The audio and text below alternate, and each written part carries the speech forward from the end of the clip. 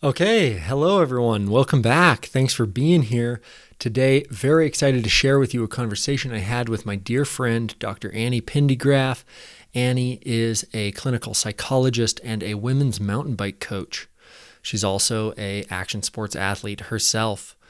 Today, we talk about a lot of the differences in learning between men and women and the various ways that we can support women in their learning of action sports, which proves to be a very transformational endeavor. The transformational aspects of paragliding and action sports is something I've talked at length about, and it's been so wonderful and validating to have such a versed sparring partner as Annie on this over the last few years, as well as some amazing other women that have been great conversation partners and very earnest on this discussion with me. So today we talk about different things that women can do to support themselves when they're learning action sports, various ways where how women were socially conditioned and how we socially develop and how that affects our fear sensitivity, as well as the benefits of learning from a group of people your own gender, particularly women, and how transformational this really can be.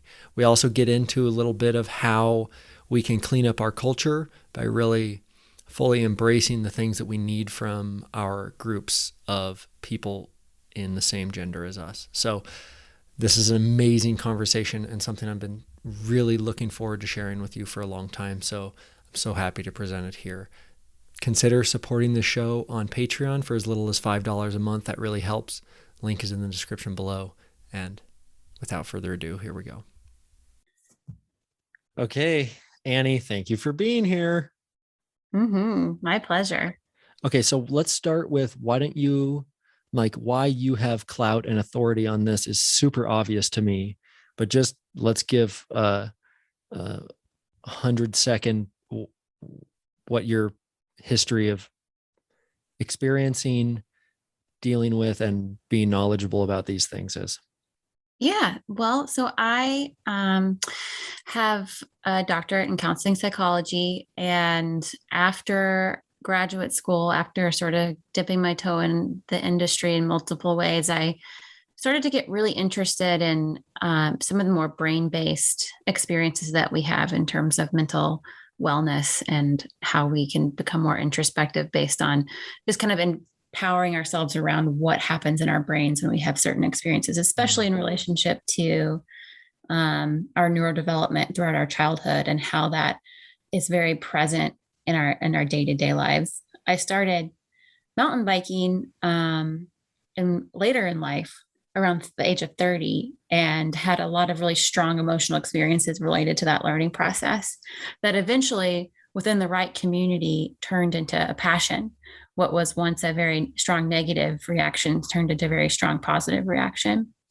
And based on what I know about the brain basis of a lot of our experiences, especially around fear and trauma, and based on my own anecdotal experience, I sort of started to smash the two together and ended up getting a certification in mountain bike coaching and doing a lot of mountain bike coaching, where I was able to really integrate some of the neurodevelopmental processes and brain-based interventions to help support people learning to mountain bike, especially women learning to mountain bike, how to do that in a way that managed the fear process to give people the permission to learn a sport that maybe was inaccessible to them before because of a fear reaction. And so I've been working on this and developing a practice that's based in sports-based trauma, working individually with folks, as well as working through my mountain bike coaching opportunities to work with groups of women around how to really understand what's happening when they're on a mountain bike, understand what happens when they're in a fear-based experience and feel out of control, and how to support them to regain control over that in a way that taps into our amazing, ridiculously complicated, yet also so simple brains. Amazing. I love that. And something that really resonates with me that you said there was that you had initially these very powerful emotional experiences in mountain biking that only in the right community and context were able to transmute into a positive experience that really became a passion that allowed you to stay in the sport and have transformational experiences in the sport. I have had such transformational experiences in paragliding, and fear is such a huge part of it. And I know that what you're talking about there is not uncommon in women in paragliding. And I think that this conversation, my intention is to help make what wonderful resource you are and your knowledge is available to women in paragliding so that they can have as transformational of experience as I have and so many other pilots. Yeah, absolutely. Yeah, it's a fantastic process to get to observe in hindsight. I can say that it's not as fantastic sometimes in the moment. And so that's why it's so exciting to be able to make these observations and have these insights to share with people who are in it. Mm-hmm. Because when you're in it, you can't outthink it. Mm-hmm. And it's so invalidating sometimes to be told to outthink it. Mm-hmm. And so these are wonderfully rewarding experiences to have if you can work with that process rather than try and work against it. Right. Okay, let's start with just some of the basis of I think that some of the relevant topics here are that we're talking about a sport that involves fear and possibly fear injury. We're also talking about individuals doing the sport. So any given person's aversion or affinity to fear, risk, danger, all of these things is such a relevant piece of personal, import here. So I would love to start with the spectrum of fear aversion. Mm-hmm. And how it's relevant to how we learn and how we interact Mm-hmm. with these sports. Mm-hmm. Absolutely.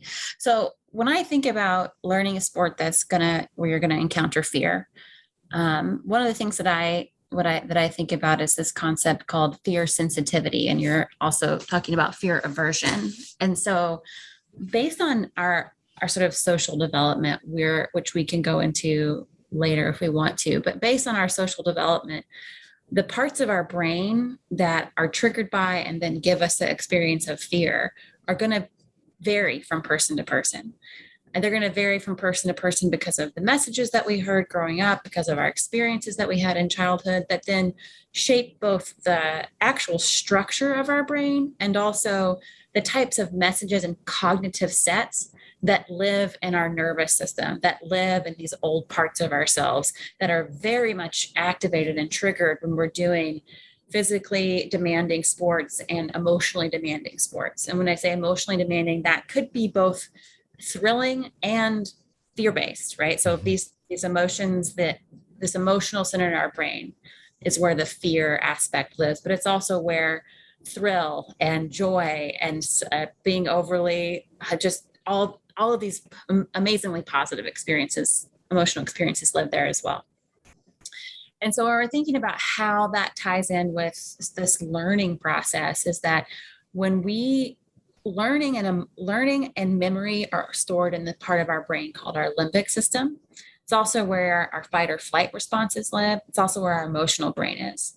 And so when we're thinking about being in a setting where we're needing to be able to engage in a learning-based process, and then our emotional brain becomes active because we're scared, or our fight or flight system becomes active because there's something that triggers the sense of not being safe, it can become very difficult to engage in a reality-based linear learning process.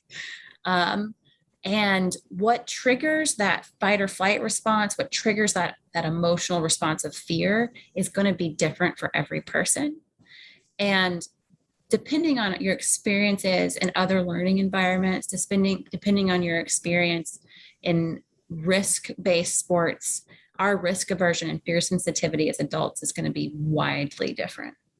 So I think that there's a opportunity there for both people going through the learning process as well as potentially people providing that learning process to recognize those differences and be able to adapt certain small things, constructs of their learning approach or their teaching approach in order to understand that our nervous system is what is controlling our experiences in those moments. And that part of ourselves is not accessible through just doing the same old thing over and over again. And often the same old thing over and over again is word-based, it's language-based, it's trying to tell people more information, give people more concepts to learn, give people more logic and reason and rationale of why the way they're feeling is incorrect.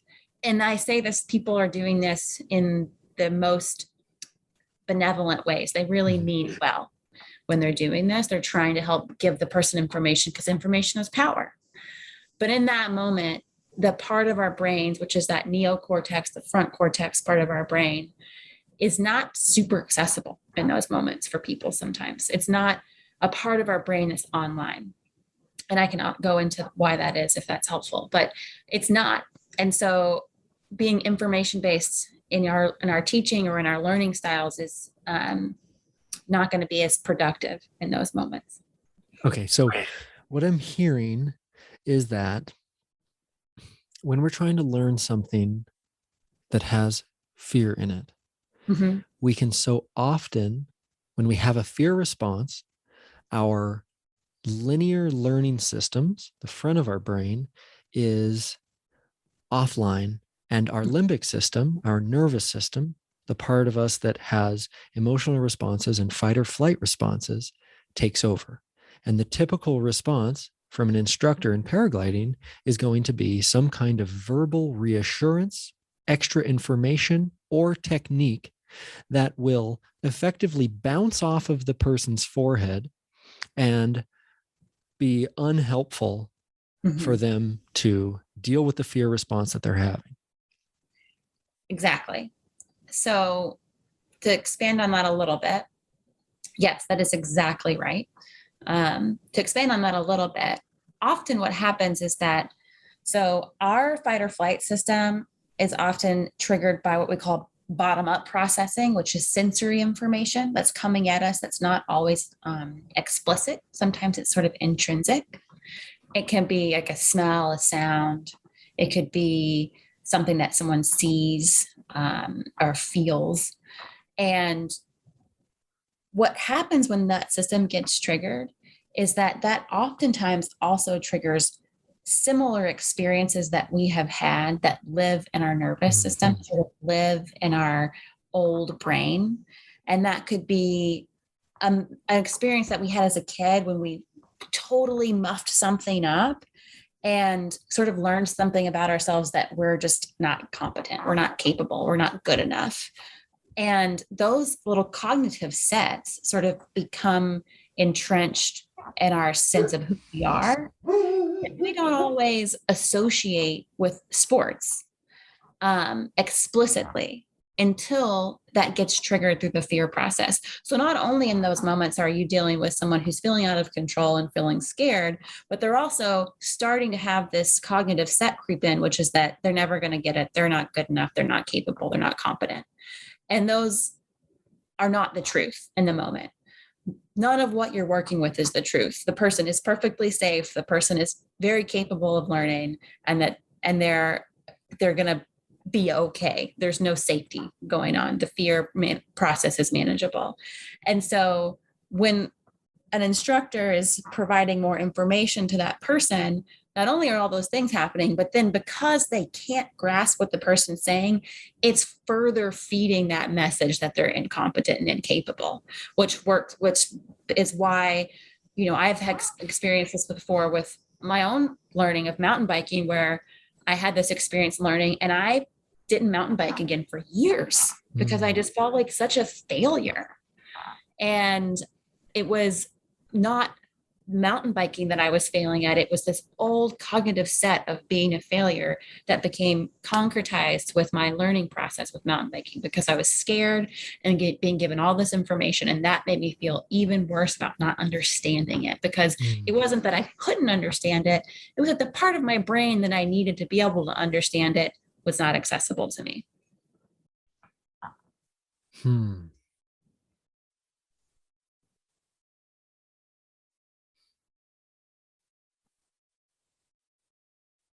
I think this is pretty relatable to most people. I think we've all had some shred of this experience where something we're dealing with in the present is stirring up a, as you say, a concretized story that we have of ourselves from our past. Mm-hmm.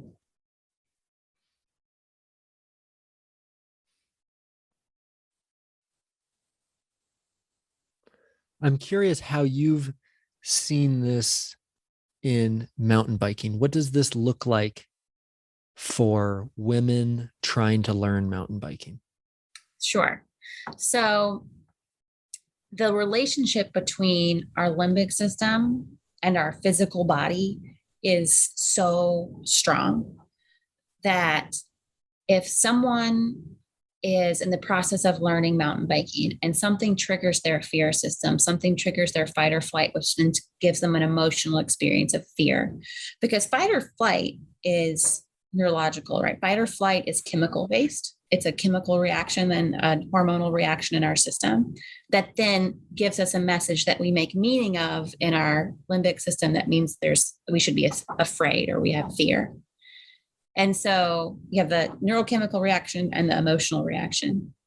And what happens is that all of those things mesh together that result in this person becoming a self-fulfilling prophecy in their learning process. Because once they feel fear, all of those cognitive sets start to come into play, and their brain, that the part of their brain, that a part of our brain that sees patterns, it's called our reticular activating system. It's the part of our brain that when you get a new car, like you get a Toyota Corolla or whatever, and then you look around, you're like, I never noticed before today how many Toyota Corollas are on the road. You know how that happens? That happens because we're now primed to see those cars, not because there's more cars, that particular car in the street. So the same thing, when our old brain is really good at detecting risk. And some people's old brains are even better at it because of what has happened to them individually in their lives, how they were raised, type of language that was used in their childhood. And so when that happens, when you're mountain biking, especially when women are mountain biking, because of how often women are way more often have higher fear sensitivity than men because of our social emotional development. When that happens, that part of your brain that looks for patterns starts to say, I need to prove that this is scary. So let me find all the evidence that says this is scary. Holy crap, I never noticed that jagged stick over there. I never noticed that there was a rock drop right there that I'm certain to get pulled over by some weird physical force. Like, what if all of a sudden this cliff that's 20 feet away is right next to me and I fall off of it? Like, our brain is looking for ways to confirm that we're in danger because we're reacting as in a fight or flight moment. And so because of that, we start to see risk everywhere. And that fear sensitivity and risk aversion can really skyrocket and take us hostage. And that is all midbrain. That's all limbic system. It's all not super accessible to us through language, through rationale, through logic.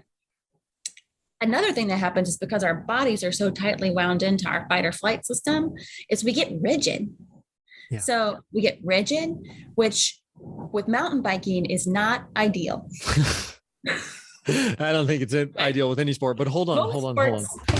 I just want to tie in another piece here that I didn't reflect back to you, which was that as we grow up as children, the ways that we are treated, the stories that we're given, the instruction that we're given radically alters the physical structure of our brain and sets into motion the way that we will experience fear for the rest of our lives.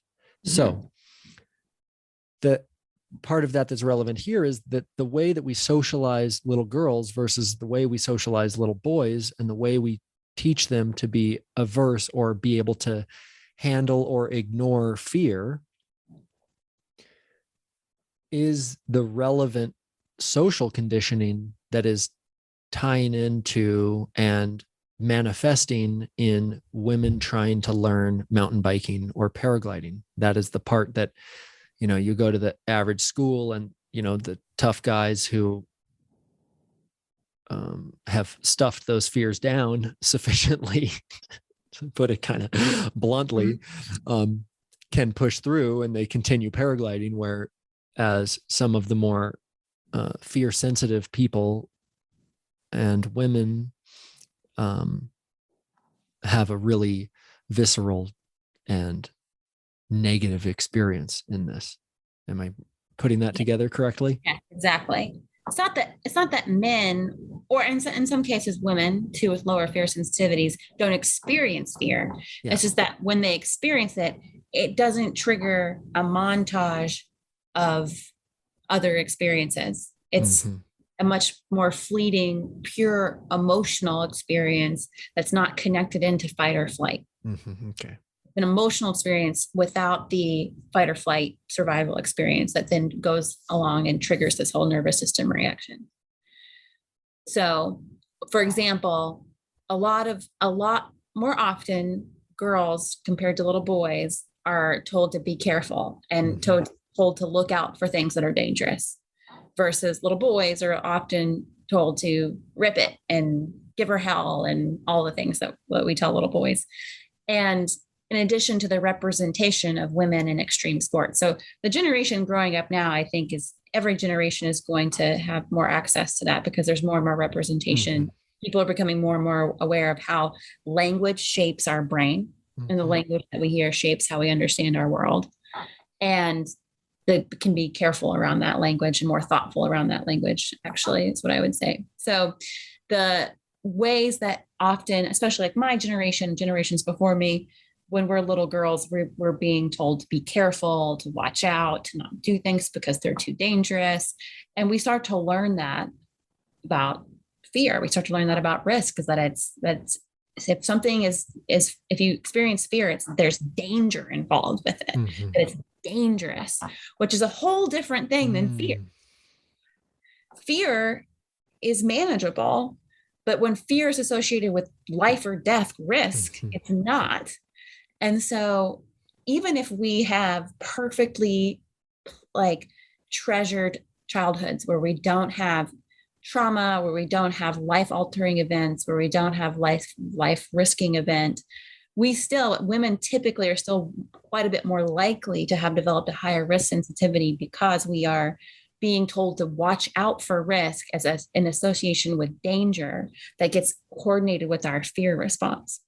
And so that fear sensitivity that leads to a much larger waterfall of emotional response and neurochemical responses in our nervous system doesn't always show up in the same way for men, because as little boys, that's desensitized earlier on.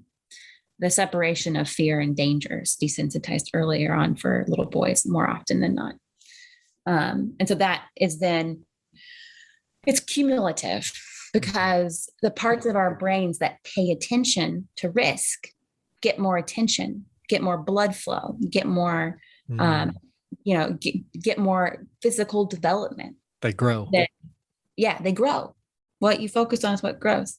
And so little girls are often being kind of filtered into focusing more on risk as being dangerous and bad, and fear is associated in all those things. And the parts of our brain, our amygdala, which is our emotional center, our hypothalamus, which is our fight or flight system, those parts of our brains get more attention and are much easier to access for us as adults.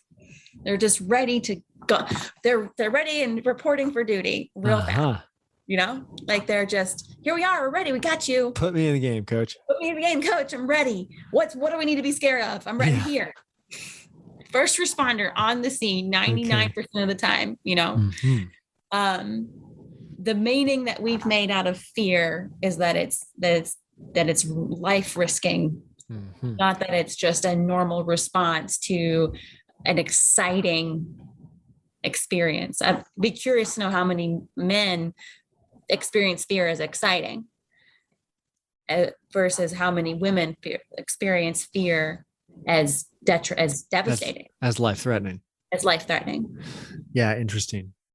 And then you go on top of that and you add in, I said this, you have a treasured upbringing, you add in any sort of additional adversity where you're talking about having more genuine life-threatening experiences on top of this fear sensitivity for women, abuse, neglect, divorce, physical injury or traumatic event, even just emotional abuse of having a parent who wasn't very good at giving you messages of safety, emotional safety. Mm-hmm. Those are all things are all cumulative, and they keep that part of the brain that's fear and life-threatening fight or flight response. They keep those two parts of the brain really working together well, charging each other up, making each that cells bigger and bigger. And you can see when you look at like functional MRIs of people who've been through these sorts of complicated life experiences as children, their amygdala and their hypothalamus are more robust physically. And I would guess that is much more much more ubiquitous across people than we think, because most people haven't had an fMRI of their limbic system to see what's going on in there. It's like not a part of your yearly physical. So, but I would guess that that's much more of an epidemic than is realized, for sure. Okay. I think that we just laid out a pretty solid understanding of the differences to make it quite simple, men and women in action sports, mountain biking and paragliding.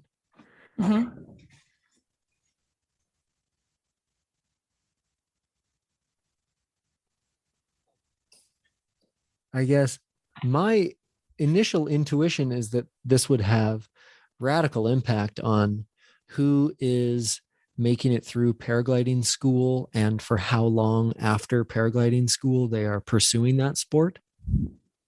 But I would love to hear your thoughts on the implications of this particular thing that we just laid out. For me, I've been paragliding for quite a while, and I think that my experience with the split in gender in paragliding is somewhere between 88 and 95% men. Very most, I would say it's 10 to 12%. That's the very highest I've ever experienced at any given event. But I think it's more consistently in the 95% men. So do we have our finger on the pulse of one of the big underlying barriers that women have to having the transformational experiences in paragliding that I've had, or having the transformational experiences in mountain biking that you've had? Yes, I think so. I think some of the more low-hanging fruit has been tackled. I think there's been a lot of focus on trying to make cultures more welcoming, learning environments more welcoming, get that boys club stuff out of there of adventure sports. And I think that there's been a lot of good effort at getting at that, and which is wonderful. And underneath that, or coming in behind that, something that's still not really been addressed is more of these really specific learning styles that happen that are gendered learning styles, and that's okay. It's okay to have gendered learning styles. It's okay to acknowledge that women are going to learn different, and are going to thrive in an environment that acknowledges and honors the differences in their learning styles, especially in an action-based or fear-based environment. Because I think what happens is that a lot of women experience this fear-based system where they then feel out of control, they feel at risk, and they're not able to physically and emotionally tolerate that, which then reinforces all of these messages of inadequacy. And there's a pretty big underlying sort of message, even that the women's industry, like women's sports industry, has propagated, which is that we have to be the same, that we have to get power that we have to empower. It's girl power, like we have to be able to play with the boys. Mm-hmm. And when we can't, it's devastating. Mm. And we have all of these intrinsic old feelings of inadequacy that get triggered without our even realizing it. And it just becomes an insurmountable, becomes so uncomfortable. And women will quit these sports before even really breaking through the learning curve where they're going to begin to find flow within the sport. Mm-hmm. And because the learning environments just aren't making space for a gender specific process, because it's not about empowering us to be the same. It's about utilizing the gifts that we bring to the table to make the learning process more robust for everyone. I love this. I love this idea that it's such, I love the acknowledgement that it's such a misconception and a misdirection to try to make men and women the same. And I think that the idea that women in paragliding would come in to compete against the men is not a healthy thing, because I think that the men competing against the men unnecessarily is driving the men crazy, and the men aren't getting out of paragliding what they could get out of paragliding because we're stuck in an overly competitive paradigm. So I think I really resonate with that, and I appreciate you saying that. So I guess my question then is, what are some of the ways that we can implement a more gendered learning approach, or different techniques for women to know themselves, and for women in paragliding to start spreading awareness of in schools, and even things that they can do themselves? What is this? How do we make this more gendered learning path more robust for women? Sure. So let's start off by thinking about what women can do, and women who are approaching this, a new sport, a new action-based sport where there's going to be fear involved. I think it's great for women just to acknowledge that this might be part of the process, and that's not a value judgment.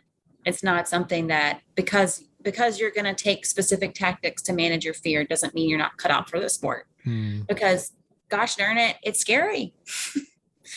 And there are going to be times where you're going to need to decide not to do something because of the fear response that you can't uncouple from a life-threatening response, potentially because that is the reality of the situation. And that saying no to something is okay. And that saying no to something doesn't mean you've totally failed your learning process within the sport. I think that's something that a lot of times happens with women in learning, is that they step away from something and don't do something one day. And that decision is so frustrating to them that their entire existence along that sport starts to get holes punched in it, and they start to lose connection to that sport and eventually will drop out of it. So I think for women that are engaging in this process is to really have a practice of gentleness and curiosity around their learning process, of really trying to figure out how to engage with the learning process in a way that it's gentle on their self-talk, and to sort of relate or start to embed a curiosity practice in the process, where rather than going with the immediate reaction of, I'm the worst, I'm never going to learn this, to be more curious about what the other possibilities are that might make more sense in that moment. The other thing that I think that women need to be focusing on that are going into these learning environments is that when a fear response comes up, it's not going to be a logical response that helps support them to get out of that. So what I actually teach women this when when I am coaching mountain biking. I teach a very short 30-minute quick bite-sized version of how to understand what's happening and use some small techniques that are not talk related. They're not talk oriented, to help shut down the limbic system response and get the neocortex back online, because the neocortex is what needs to be active to learn and to, quite frankly, to really enjoy. Like abstract thinking, humor, all those things are in our frontal cortex.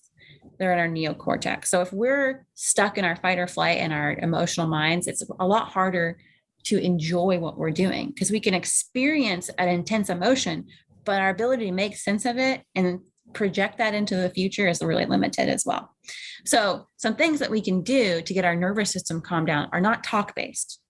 Talk-based is not the way that we're going to we can't talk ourselves out of this.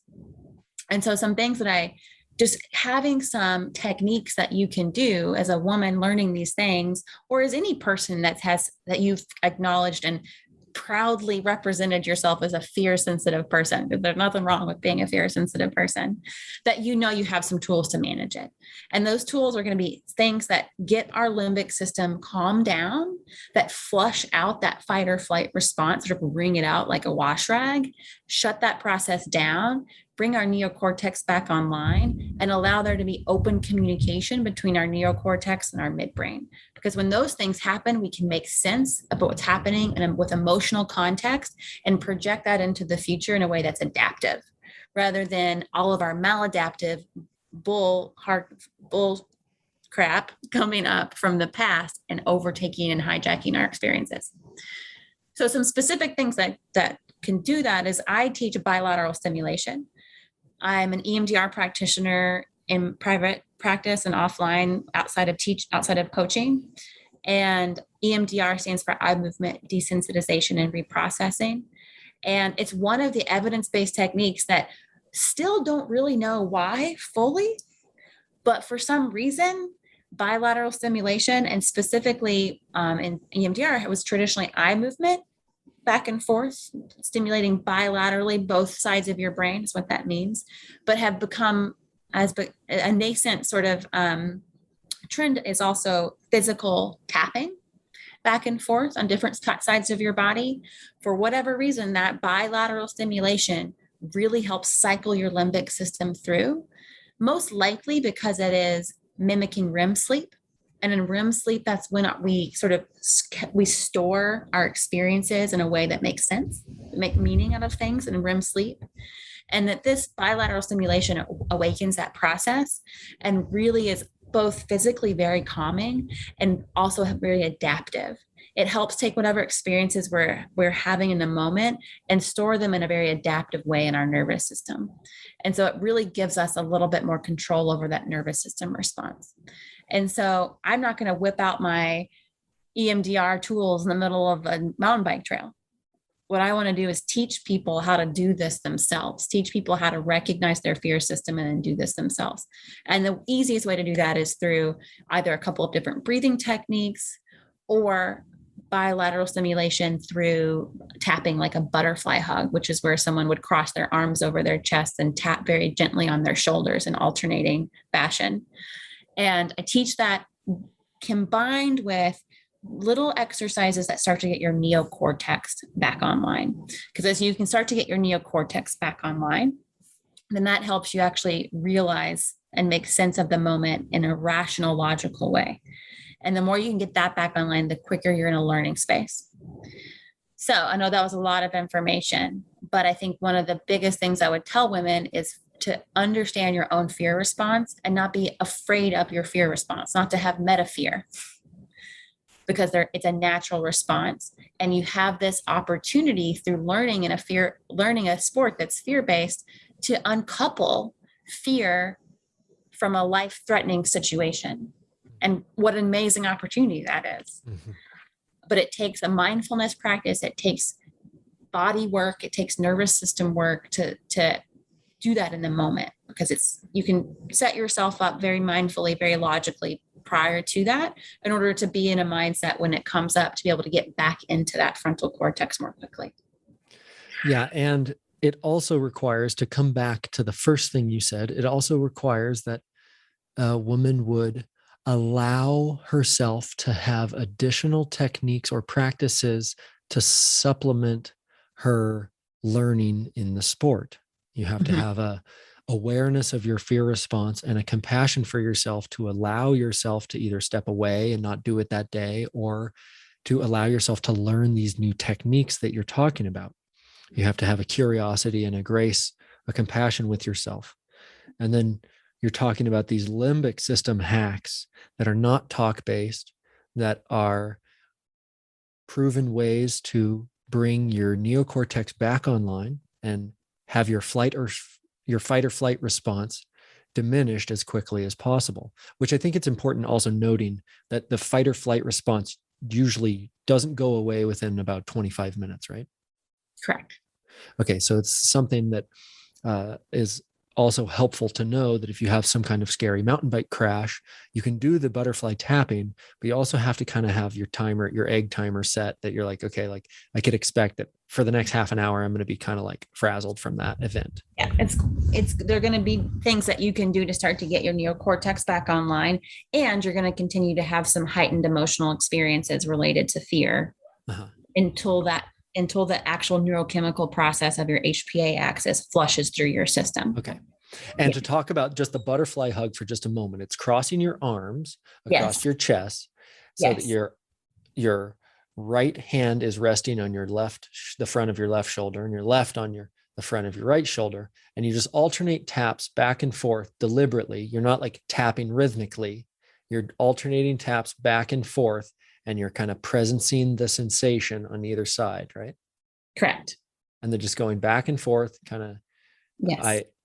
I imagine that like bringing an awareness of your breath and the sensation of the taps is the kind of the calming mindset that brings this into a fruitful place, right? It is. And what I encourage people to do is do an initial set of butterfly taps, just focusing on the breath, focusing on the sensation of the taps, focusing on what comes up, and just noticing that it's a physical sensation that people typically notice kind of move through their body. Mm-hmm. And then as they move through an initial sort of round of taps of, counting, sometimes people like to count them because that sort of starts to bring your neocortex back online too. And then what I like to do, because that's lighting up your limbic system in a way that's adaptive, right? It's like bringing out the fight or flight response, starting to sort of calm that system down.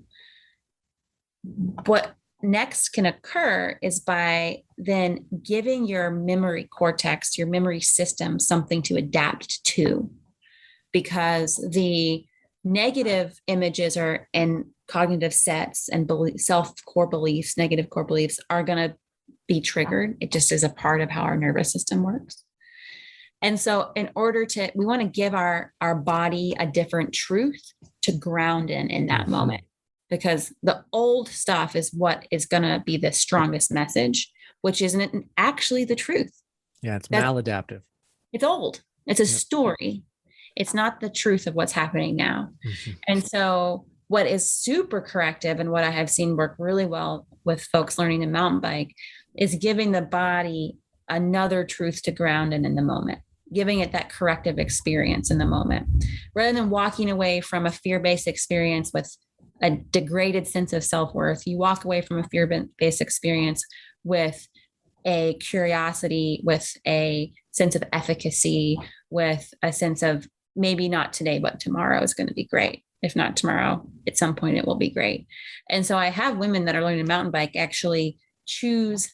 So with mountain biking coaching, we have about 5 to 6 really basic skills that we teach. And we teach these when women are brand new, and we continue to teach them as people advance and become a more prominent riders, where they can actually just take the same basic skills and apply them in different ways. The same basic skills get you off of a 30-foot table as help you pump down a 10-degree pitch on a mountain bike trail. It's some of the same basic skills. So one of the things I help women with when they're learning this is I have them choose a skill that they have learned, a basic skill, and observe themselves in their mind doing that skill very well, and putting themselves on a specific feature doing that skill. So body bike separation, going through using pressure control on a specific like high angle berm, or how they would like to picture themselves perfectly using like pressure control and body bike separation on a drop, and to imagine themselves, get that image of themselves super clear in their head. I even have them put yourself in your favorite mountain biking outfit, give it detail, like what shorts are you wearing? What's your helmet look like? And give that image as much detail as possible, and then ground yourself on that image using those butterfly taps really briefly while you're on trail or in the learning environment, wherever you are, where you're trying to attend to some information. Give yourself that moment to ground in that image.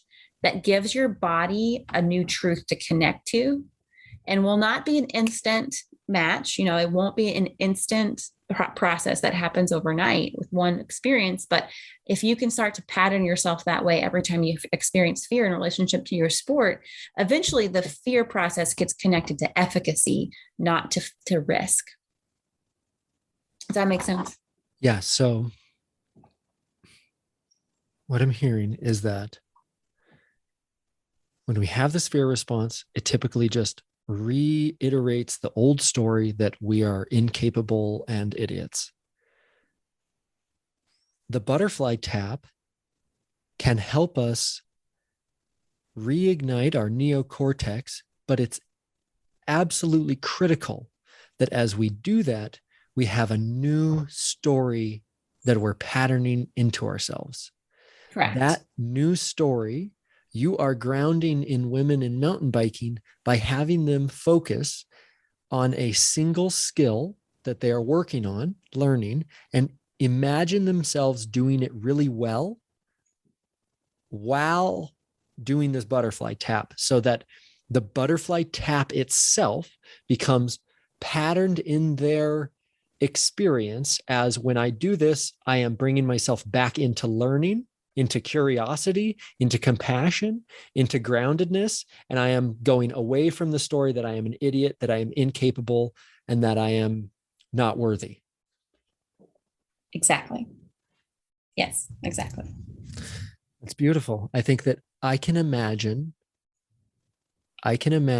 ways that we could be teaching women how to do the butterfly taps and to work through their fear responses in paragliding and focus on certain techniques that we're talking about.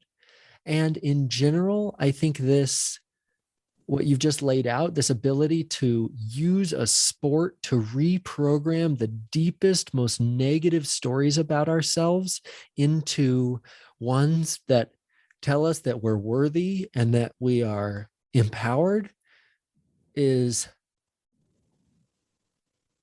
as transformational of a process that any activity could provide.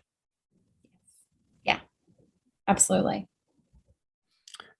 I am a very risk insensitive man, but the idea that I could be reprogramming my psyche through paragliding to reassure myself that I'm worthy and that I am enough is deeply resonant with me. Yeah. Yeah. So I think this does amazing things for the entire population of action sports enthusiasts, from mountain bikers to paragliders, both male and female.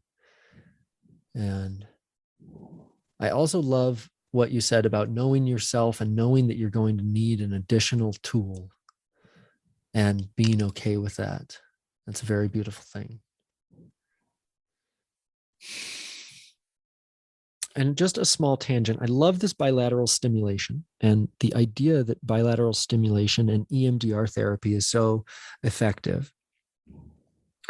You said that it's not super obvious why this works in humans. And one reason that it might work is because it mimics REM sleep, which is a deeply processing process for us. And I recently listened to Andrew Huberman, a neuroscientist, talk about why EMDR works. And he actually thinks that it's because in our flight response, when you actually run away from things, you are passing things in your visual cortex.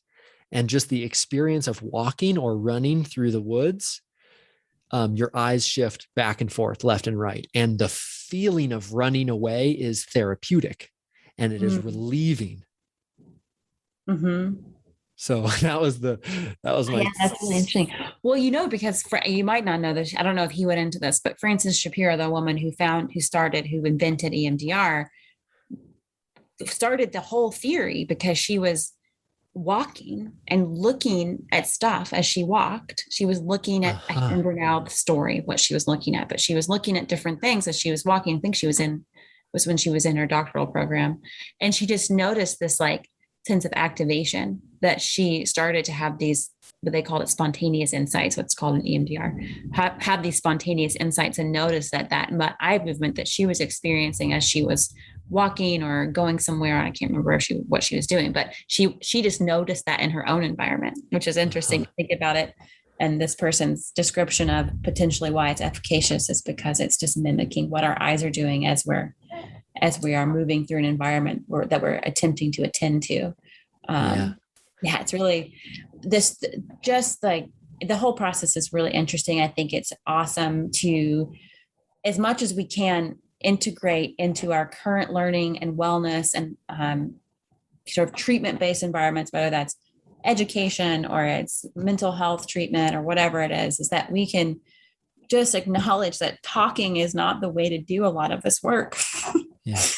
And that these processes that acknowledge the role of the brain in non-linguistic, paralinguistic, and just implicit ways, I think is Uh-huh. really powerful. So, because our Yeah. brains are old, they're so old, Yeah.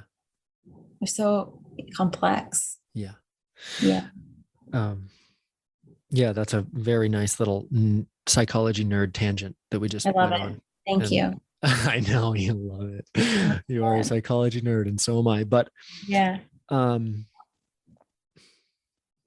and I backed myself off the edge of crying there as we just put our finger right on the pulse of how transformational paragliding or learning action sports or learning things can be if we're rewriting the story of our own enoughness through the sports. That's fucking epic. It's so epic. Um, I do want to talk about, I'm very interested in how I could possibly help people. And I think that what we've been talking about so far is how people can help themselves, how women can know themselves and implement tools in their own learning, how instructors could hypothetically be aware of these things and use a lot less verbal and linear instruction to um, acknowledge a limbic system response, and just even knowing the time frame that takes and what happens, all of those things are really super helpful. But I'm curious what you've experienced in mountain biking with women's groups. You have become a mountain bike instructor and you teach women. I think that I can imagine women having a comfort and a community in a all women's mountain bike community in a way that is unlikely to be replicated with a male instructor or a co-ed class. What is your experience and your intuition of the power and importance of having women teach women and women supporting women in a community of action sports? yeah, sure. So specifically, kind of that second question around the significance of women teaching women and just having female connection in the sport. For me, what comes up is thinking about within the wrong environment, what is a hindrance, and the right environment is a gift. So in a traditional learning environment that lacks sensitivity to different learning process, fear sensitivity and risk aversion is seen as a hindrance. And an overly emotional connection to fear, a catastrophizing relationship to fear almost, is developed in a way that becomes a hindrance. And when in the right setting, in the right environment, in a more congruous environment, that can become a gift because it provides a very rich emotional, especially social emotional connection for the learning environment. it doesn't it doesn't provide a platform where women have to prove themselves in a way that gets them using a language that's the wrong language, right? They're trying to assimilate information based on a sense of who they are that's inauthentic, because they're trying to be the same as men who are learning, that are using an entirely different part of their brain, an entirely different knowledge set in terms of who they are, self-knowledge, self-talk, all that stuff. So in the right context, I think that the emotional landscape that women provide is it's very healing for people. And it's not about being exclusive in the process. It's the opposite, actually. It's being really inclusive, because the women learning together validates the pretty intense process that can happen that we've conditioned ourselves to with fear, or have had conditioned upon us with fear. The process is validating, which takes that. What happens when it's not validating is that triggering response, right, that I talked about earlier, of where all these negative core beliefs and cognitive sets just started like get really rampant and present. And when the fear process is validated, then it keeps those negative core beliefs from becoming so hungry and so present in the moment. It gives us a different opportunity to start writing that new narrative. And so that's why I think women learning with women is so important, is because it allows people to stay engaged through that process, to get through that and to the other side, to be able to turn that intense negative fear reaction into an intense positive reaction. And that sense of efficacy that comes in that, even if the maneuver was not completed, it's that the feature wasn't done in whatever way they were trying to learn it, even if it wasn't, the actual content wasn't a success, quote unquote, a success, the experience is stored as a success. Mm-hmm. Because the tendency for women to have this shared experience implicitly is so high. And it's just a really high likelihood that we're sharing this experience together. And for a long time, before I developed this concept that I started introducing my mountain biking, I was coaching and still coaching in all women's clinics. And the women's clinics had this really explicit demonstration of inclusivity that was put forth at the beginning of the weekend. That was very, very remarkable in my experience, of just like opening up the ability to be curious and comfortable with ourselves outside of mountain biking. Mm-hmm. It was really unique, and it seemed like a little like, touchy-feely. But what it was doing, without explicitly acknowledging, was setting a tone of emotional safety, so that we can use all of these amazing emotional gifts that we typically have had because of our social emotional development. The same reason we're fear sensitive is the reason we're really good at getting each other to laugh and learn together and support one another and find a comfort and a curiosity with all of our extremes within a sport. And unfortunately, the parts of fear sensitivity and risk aversion that result in men typically being more gung-ho about trying scary things also means there's a less rich emotional culture in those learning environments. And so the concept that you're just going to smash those two things together and they're going to even out, I think is a little ludicrous. I think it just takes so much intention to see that women can greatly benefit from establishing that emotional safety and connection and support and getting through a certain process with their sport, and then start to integrate that emotional fabric into a mixed gendered environment.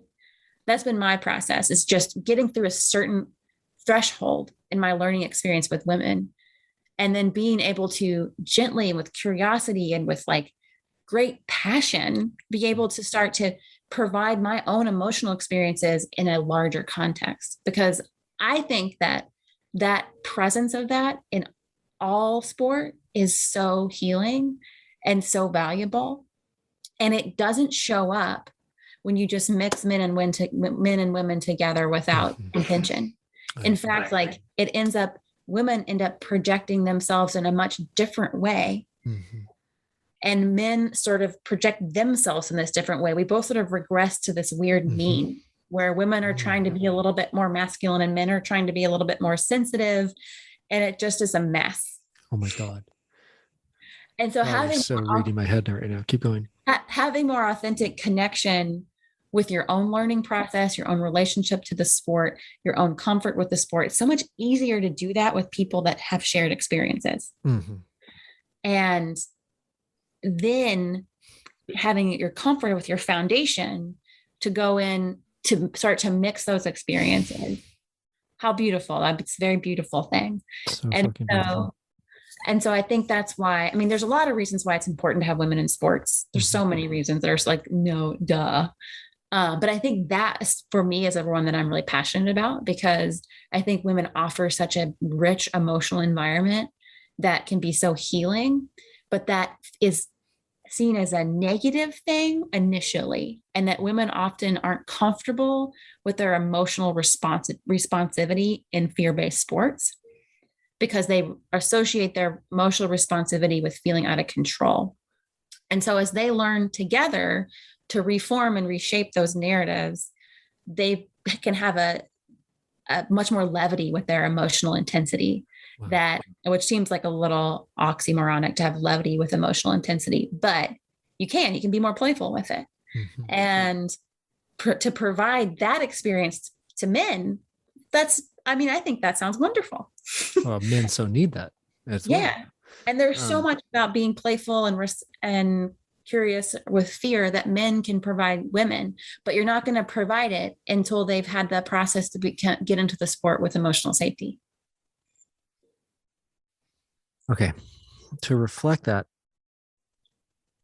amazing tirade back to you, I hear that women learning from women and having female community in action sports is, for one, so important because they can have a shared experience and they can more readily drop into a space of curiosity and compassion for their selves as they are, as they have these intense emotional responses, as they work through these old narratives that are tied to them, and as they reprogram them. That is very facilitated by having a female community. Also, I hear that experience, the efficacy of the female community for the individual females learning and growing and participating inside the community is foundationally set in the context of emotional safety within the group, mm-hmm. which is a profound realization. That is a profound insight. It makes perfect sense to me that if Annie was coaching a weekend mountain bike clinic that she opened up with on Friday afternoon and brought everyone into the group into a practice of curiosity, openness, and loving compassion for themselves and the other women, that you would set a culture in the learning that would facilitate, and enrich the soil from which the learning will actually grow. So much of what you've said today, I've had a response of like, oh my God, men need that so much too. Like, mm-hmm. Men need that so much too. Like, if we could contextualize our paragliding in a nest of brotherhood, support, emotional safety, what an incredible radical change in the culture we would experience. I also love what you're saying about how when women have a healthy female community from which they can establish safety, competence, and begin to rewrite these old narratives of incompetence and idiocracy into ones where they tie their learning and they tie their learning to the new story of their adequacy and their worthiness and their competence, that is the place from which a co-ed culture can be really, really richly rewarding for people of both sexes. Mm-hmm. My intuition was that if men had paragliding fulfilling them in their needs for brotherhood and their connection to men in the way that I think it's possible, that would set paragliding up. That would be the male side of setting the foundation for this to be the overlapping co-ed community to be really super healthy, really enriching for both sexes. So I think that this is your insights today are both amazingly insightful as to women, but I think they're incredibly practical for men. Mm-hmm. They're Mm-hmm. incredibly practical for men as well. Because I think that what we're alluding to here is that we are lacking community, and we're lacking the depth and the support and the practice of community on both sides of the gender relation here in these sports. I think that all too often the men in paragliding frivolously chase fulfillment without finding it very successfully. They want paragliding to fill them up, and it is constantly a fleeting experience followed by them landing out, calling themselves an idiot and wanting to quit. And then they have to build up their courage to try again. And then depending on how it goes, they're either going to be a stupid cotton-headed ninny muggins, or it's like the what you're bringing up of our sports being the drama in which we enact these stories of our own adequacy. Whoa, dude. Whoa, Yeah. that's a fucking deep thread there. It's a deep thread, and it's a beautiful and incredibly insightful thing to want to have our finger on the pulse of. That's so beautiful. Mm-hmm. Yeah, it really can be. Okay, give me your closing thoughts and your encouragements for women in paragliding and mountain biking. What is your call to action? What is your encouragement? This could be for women specifically. It could also be for men. Sure. I want you to be able to end with something that Mike drops, and then I'll set off the fireworks in the Zoom room. Mm-hmm. Okay. Okay. Okay. So I would say that what I would leave people with is, if you are a woman or you love someone who is, or even know someone who is that the fear-based sports, action-based sports are better with us in it. Mm-hmm. They are better with us in it because we have an immense emotional capacity to experience these sports very richly. Mm-hmm. That will not happen automatically. That will not happen without work. And the work that goes into doing that is valuable, and it's important, and it's very accessible. It's very doable. It doesn't require retaining a psychotherapist in order to rewire your relationship to fear within a sport. And by doing that, by allowing yourself to cultivate a mindfulness-based practice that rewires your relationship to fear, it really gives you the permission to learn something with a group of women, with a connection to a community that is going to potentially be able to spark a passion in you that you didn't know you or wouldn't allow yourself to have. And as someone who maybe doesn't identify as a woman or has a different relationship with fear, we all have emotional based centers in our brain. We all have the capacity to access those, and we all have the capacity to increase our curiosity around how we experience ourselves in a sport. And so we can all learn language, different language of how to attend to our learning process that reduces the likelihood of triggering a life or death fear-based response. But once that process is triggered, we also have the capacity to make space for that reconnection and rewriting of that story. We can all play a role in that. And when we're learning and teaching sports, by giving ourselves the permission and being aware that that is an opportunity rather than a failure. And that's probably what I would say in closing. In closing. And I just want to add your own huge insight that the transformational power of action sports can be a facilitation of rewriting your deepest stories about yourself from ones of inadequacy to ones of worthiness and competence.